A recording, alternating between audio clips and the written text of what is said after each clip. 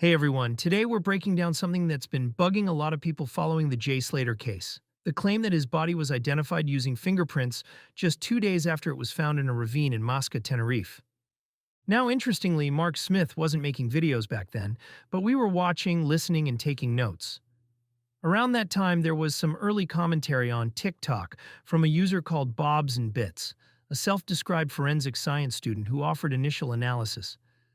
But as many of you will remember, their credibility quickly came under question, and much of what they claimed just didn't hold up as the case unfolded. And you know how it goes around here. At Mark Smith, we deal with facts, not fiction. No speculation dressed up as certainty. Our research is always backed by evidence, whether that's forensic data, peer-reviewed science, legal precedent, or official statements. If something doesn't add up, we lay it out clearly and let the facts speak for themselves. We're going to explore whether that timeline and method even make sense. And we'll look at what conditions would have to exist for that to be true. Spoiler, the odds don't look great. We'll also ask why, under the circumstances, DNA wasn't the obvious choice for identification. Given the advanced state of decomposition, DNA analysis would typically be faster, more reliable, and widely accepted, especially when family samples are already available. It's the standard forensic route when fingerprints are compromised. Not only that, but reconstructing fingerprints from a body that has decomposed for nearly 4 weeks typically involves rehydration techniques that are time-consuming and technically demanding. In such cases, it can take several days to over a week to attempt recovery, with no guarantee of success. By contrast, DNA profiling using established maternal or paternal samples can often be completed within 48 to 72 hours. So why didn't authorities lead with that? Timeline recap. Jay Slater disappeared on June 17, 2024, according to multiple media reports including Sky News and LBC. It's believed he died shortly after, possibly the same morning. His body wasn't found until July 14th, almost 27 days later, in a remote, steep area near the Barranco de Juan Lopez in Masca. Then, on July 16th, Spanish authorities confirmed his identity using fingerprint analysis, according to the Canary Islands High Court of Justice. In Spain, like most developed jurisdictions, there is a tiered system of identification depending on the condition of the body. When remains are fresh, fingerprint or dental records are often used as the first line of ID. But in cases of advanced decomposition, Spanish forensic practice, particularly under guidance from the Instituto Nacional de Toxicología y Ciencias Forenses, generally shifts to DNA analysis as the most accurate and legally defensible method. Interpol and EU guidelines also reinforce this standard for international consistency. So we're being told that fingerprints were still usable after nearly 4 weeks in the elements, despite environmental conditions that would typically degrade skin and tissue well before that point. Let's assess the odds. Environmental breakdown, Masca, June to July 2024. Average high temperature 22 to 24 degrees Celsius, 72 to 75 degrees Fahrenheit. Average humidity 74 to 76%. Rainfall almost none. Direct sunlight 10 plus hours daily. In these conditions, skin slippage and degloving typically start within 48 to 72 hours. Soft tissue decomposition accelerates rapidly in heat and humidity. After 3 to 4 weeks, remains are usually in an advanced state of decomposition. Some might suggest that if Jay's body had come to rest in a shaded area or under dense vegetation, decomposition could have been delayed. While it's true that shade can reduce direct solar exposure and slightly lower surface temperatures, this effect is limited. In humid environments like Masca, shaded or vegetated areas can actually trap moisture, which may accelerate decomposition rather than slow it. Even with partial shelter, soft tissue typically breaks down within a week, and fingerprint ridge detail is rarely preserved after several weeks without intentional preservation. So what are the chances fingerprints survived 27 days? To back up these probabilities, multiple forensic studies have demonstrated the fragility of fingerprint preservation under environmental stress.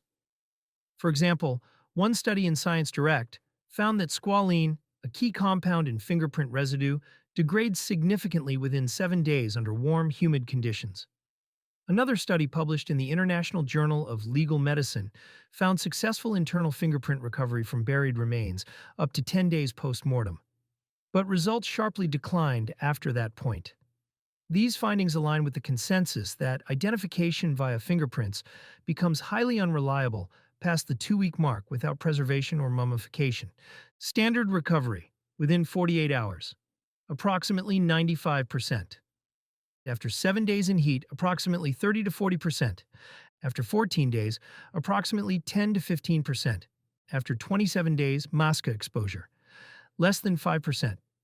With 60-foot fall trauma added, closer to 1 to 3%.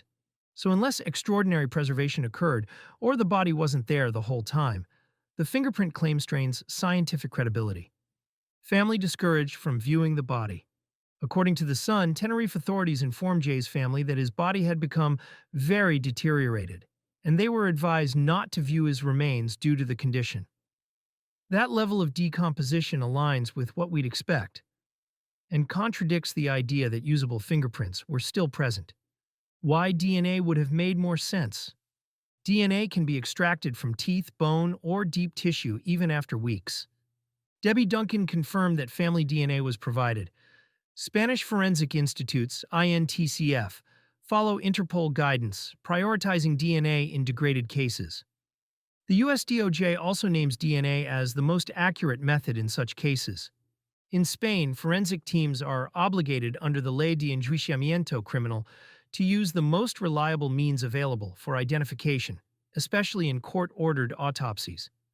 DNA is that method in most decomposed remains cases. Why might fingerprints have been used anyway? Speed. If usable prints were somehow intact and matched quickly in a national database, it may have offered rapid confirmation. Cost. Fingerprint analysis is cheaper than full DNA profiling. Bureaucracy. Some legal systems still default to fingerprint if technically viable. Public pressure. Fast answers in high-profile cases can sway method selection. Still, none of these reasons overcome the scientific reality. After 27 days, usable fingerprints are almost never present without extraordinary preservation. Alternative explanations for the fingerprint identification and how likely they really are. Body was partially preserved by shade, 5 to 10%. Shade may slightly reduce decomposition, but in Masca's humid climate, shaded or vegetated areas tend to trap moisture. This accelerates rather than preserves soft tissue breakdown. Ridge detail likely wouldn't survive 27 days. Body wasn't in ravine the entire time, 30 to 50%. If Jay's body had been stored elsewhere, shaded, enclosed, or refrigerated, then moved later, this could explain the relatively preserved state and immediate scent pickup by dogs. It also aligns with the failure of early searches. Fingerprint rehydration was used successfully, 5 to 10%. This advanced technique can restore mummified fingertips using chemicals, but takes days and isn't guaranteed. It's rarely used when DNA is available. There's no public indication it was used here. Decomposition reports exaggerated, 10 to 20%. If the remains weren't as decomposed as reported, fingerprinting becomes slightly more plausible. However, this contradicts media descriptions and the family's reported experience. DNA was used but publicly framed as fingerprints, 20 to 30%. This assumes DNA was used, but authorities cited fingerprints in public for simplicity or optics. Bureaucratic framing over forensic accuracy, not uncommon in high-pressure cases. Closing thought. From the heat, terrain, and time frame, all signs point to DNA being the more reliable route. Yet we're told fingerprints were used, and that they worked in just 2 days. That either suggests a forensic miracle or a narrative in need of scrutiny. Because, let's be honest, fingerprints don't survive for nearly a month in high humidity, direct sunlight, and wild terrain unless something unusual happened. Whether that's preservation, relocation, or procedural framing, it deserves real answers. The science says this was a job for DNA. And the fact that it wasn't the headline raises serious concerns. Was it a rush to provide closure, a decision driven by pressure, protocol, or something else entirely? We don't know, but we should. And if authorities were confident in their conclusions, why weren't they transparent about the methods used? Why was Jay's family advised not to see the body, while we're also told it was identifiable by one of the most fragile biological markers after nearly 4 weeks? You can't have both. You can't claim severe deterioration while also pointing to pristine prints. So here we are. On one side, experts, environmental data, and precedent. On the other, an official statement that raises more questions than it answers. That tension demands scrutiny, not silence. And let's be clear, this isn't conspiracy talk. This is basic accountability. When something doesn't add up, we have the right to ask why. We have the right to examine timelines, challenge claims, and demand a full and transparent explanation. Because if we accept things that don't make sense without question, we normalize negligence, mishandling, and silencing. And we fail the very people we say we care about. Jay's life mattered. His story matters. And if the systems in place aren't treating that truth with the seriousness it deserves, then it's up to us to keep pushing. Loudly, relentlessly.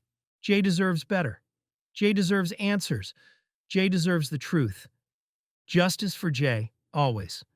Thanks for watching, and as always, we love to hear your thoughts and opinions in the comments below.